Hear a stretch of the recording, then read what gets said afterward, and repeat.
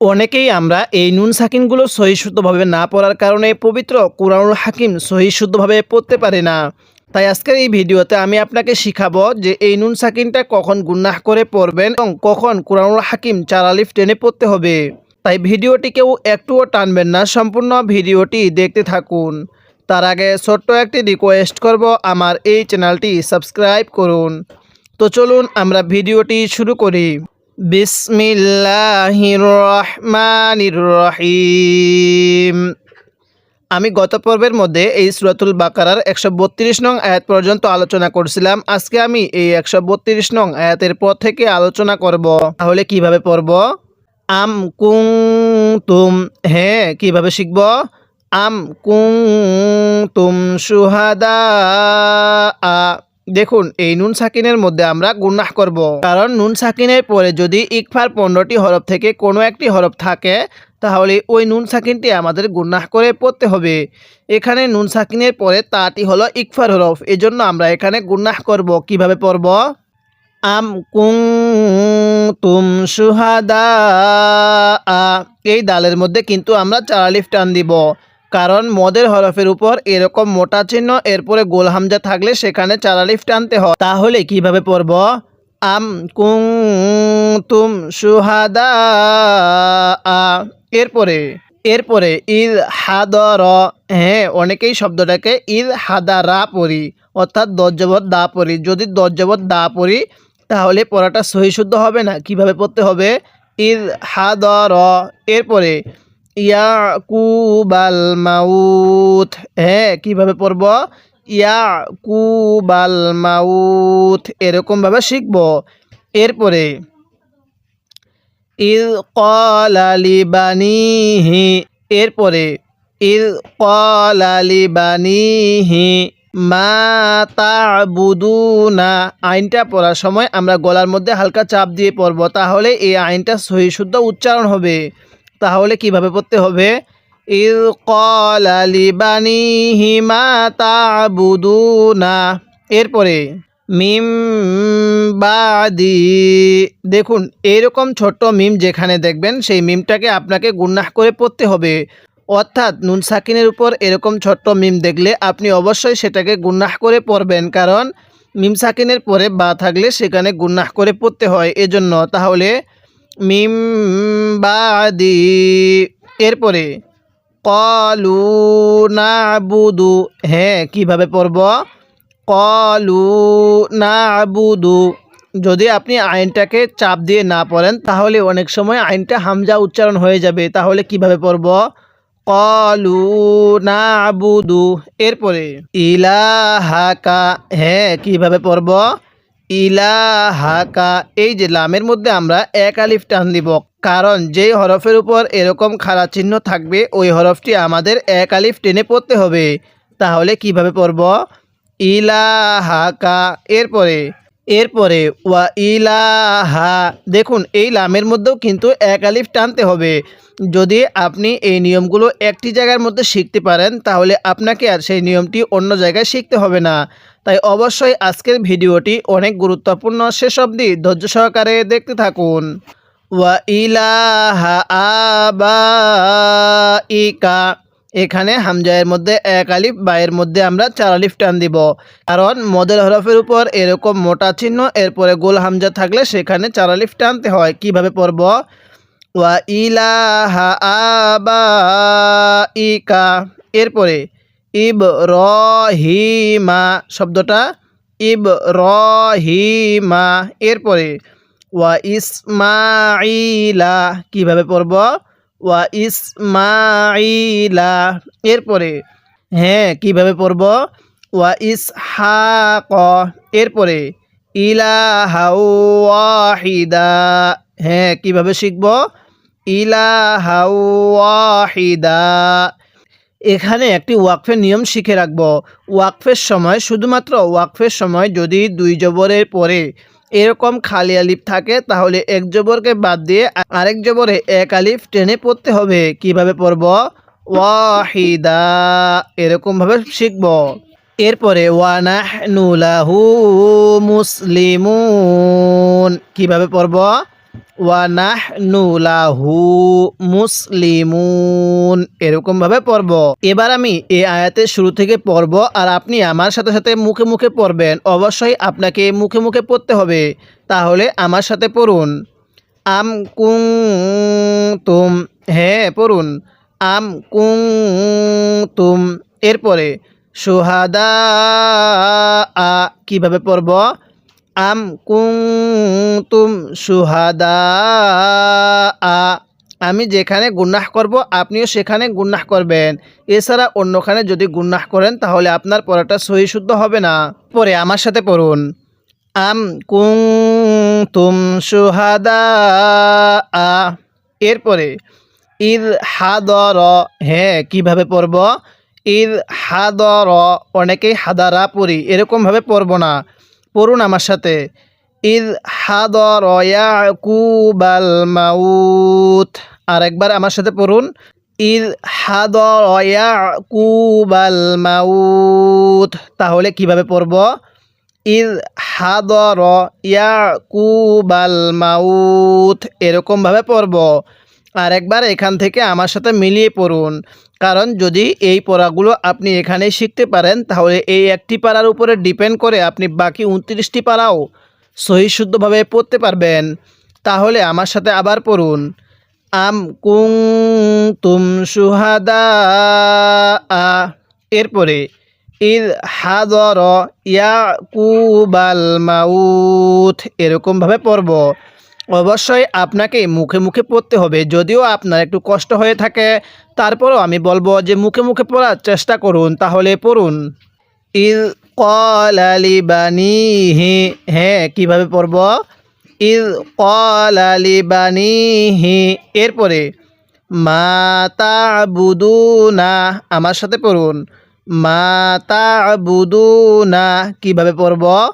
ইদ ক্বালা লিবানিহি মা তা'বুদুনা, আরেকবার আমার সাথে পড়ুন। ইদ ক্বালা লিবানিহি মা তা'বুদুনা, এরকমভাবে পড়ব। যদিও আপনার কষ্ট হয়ে থাকে তারপরও বলবো মুখে মুখে পড়ার চেষ্টা করুন। এরপরে মিম বাদি, কিভাবে পড়ব? মিম বাদি, অনেকেই মিন বাদি পড়ি, এখানে মিমকে এই ছোট্ট মিমের সাথে লাগাবো। কিভাবে পড়ব? মিম বাদি, এরপরে কলু না'বুদু, পড়ুন আমার সাথে। কলু না'বুদু, এরপরে ইলাহাকা, কিভাবে পড়ব? ইলাহাকা, এরপরে ওয়া ইলাহা আবাইকা, হ্যাঁ আমার সাথে পড়ুন। ওয়া ইলাহা, এরপরে আবাইকা, এরপরে ইবরাহিমা, পড়ুন। ইবরাহিমা, তাহলে কিভাবে পড়ব? ওয়া ইলাহা আবাইকা ইবরাহিমা, এরপরে ওয়া ইসমাঈলা, এরপরে কিভাবে পড়ব? ওয়া ইসহাক ইলাহাও ওয়াহিদা, তাহলে আরেকবার আমার সাথে পড়ুন। ওয়া ইসমাঈলা ওয়া ইসহাক ইলাহাও ওয়াহিদা, এরকমভাবে শিখব। এরপরে আমার সাথে পড়ুন। ওয়া নাহনু লাহু মুসলিমুন, হ্যাঁ কিভাবে পড়ব? ওয়া নাহনু লাহু মুসলিমুন, এরকমভাবে শিখব। এই মুহূর্তে যারা আমার এই ভিডিওটি দেখতেছেন তাদের কাছে আমি ছোট্ট একটি রিকোয়েস্ট করব, আমার এই চ্যানেলটি সাবস্ক্রাইব করবেন যাতে করে এই কোরআন শিক্ষা পর্বগুলো সবার আগে আপনি পেয়ে যান।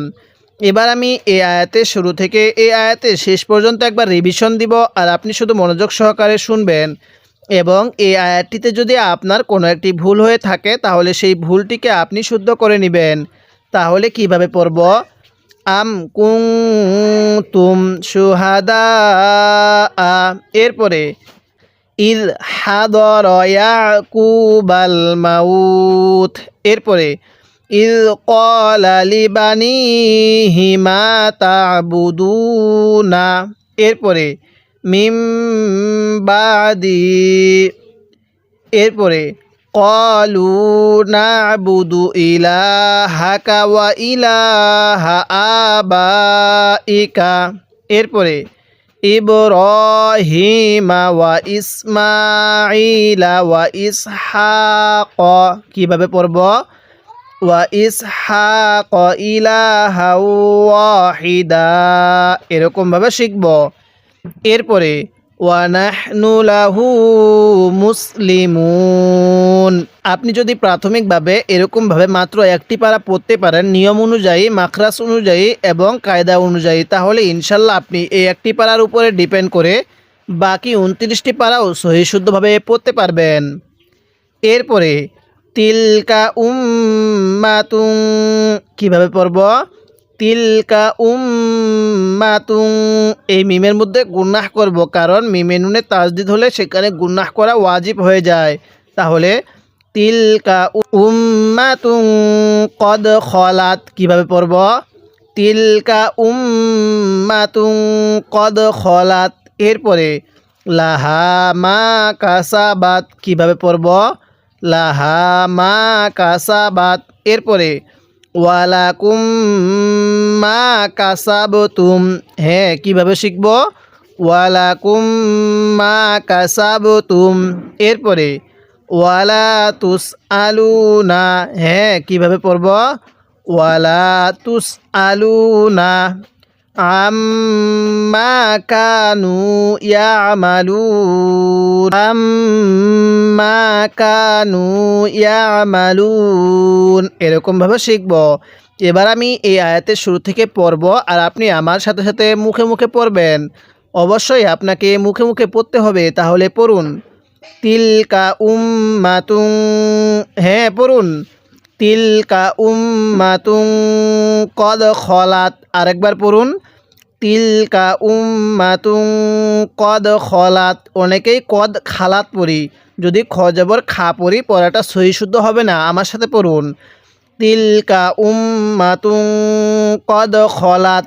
এরপরে আমার সাথে পড়ুন লাহা মা কাসাবাত কিভাবে পড়ব লাহা মা কাসাবাত। এরপরে ওয়ালাকুম মা কাসাবতুম কিভাবে পড়ব ওয়ালাকুম মা কাসাবতুম। আরেকবার এখান থেকে আমার সাথে পড়ুন তিলকা উম্মাতুন কদ খলাত। এরপরে লাহা মা কাসাবাত ওয়ালাকুম মা কাসাবতুম। এরপরে ওয়ালা তুসআলুনা কিভাবে পড়ব ওয়ালা তুসআলুনা। এরপরে আম্মা কানু ইয়ামালুন কিভাবে শিখব আম্মা কানু ইয়ামালুন এরকমভাবে পড়ব। এবার আমি এই আয়াতের শুরু থেকে এই আয়াতের শেষ পর্যন্ত আরেকবার রিভিশন দিব আর আপনি শুধু মনোযোগ সহকারে শুনবেন। এবং এই একটি আয়াতের মধ্যে যদি আপনার কোনো একটি ভুল হয়ে থাকে তাহলে সেই ভুলটিকে আপনি শুদ্ধ করে নেবেন। তাহলে কিভাবে পড়ব তিলকা উম্মাতুন কদ খলাত। এরপরে লাহা মা কাসাবাত ওয়ালাকুম মা কাসাবতুম। এরপরে ওয়ালা তুসআলুনা আম্মা কানু ইয়ামালুন এরকমভাবে শিখব। যদি আপনি অতি অল্প সময়ে পবিত্র কুরআনুল হাকিম দ্রুত এবং সহি শুদ্ধভাবে রিডিং পড়া শিখতে চান তাহলে অবশ্যই আপনি আমার এই কোরআন শিক্ষার প্রত্যেকটি পর্ব নিয়মিত দেখবেন। আর আমি কিন্তু আপনাকে পূর্বে এরকমভাবে পুরো নুরানি কায়দাটা পর্ব আকারে শিখিয়েছি। এরপরে আমি আপনাকে পুরো আমপারাটাই এরকমভাবে পর্ব আকারে শিখিয়েছি। এখন আমি আপনাকে পবিত্র কুরআনুল হাকিম থেকে প্রথম পারাটি বানান করে শিখাচ্ছি। তাই অবশ্যই আপনি আমার এই চ্যানেলটি সাবস্ক্রাইব করে রাখবেন এবং প্রত্যেকটি পর্ব নিয়মিত দেখবেন। যদি চ্যানেলটি সাবস্ক্রাইব করে রাখেন তাহলে পরবর্তী পর্বগুলো আপনি সবার আগে পেয়ে যাবেন। আজকে আমরা এই ভিডিওতে সূরাতুল বাকারার এই 134 নং আয়াত পর্যন্ত আলোচনা করলাম। পরবর্তী পর্বের মধ্যে আমরা এই 134 নং আয়াতের পর থেকে আলোচনা করব।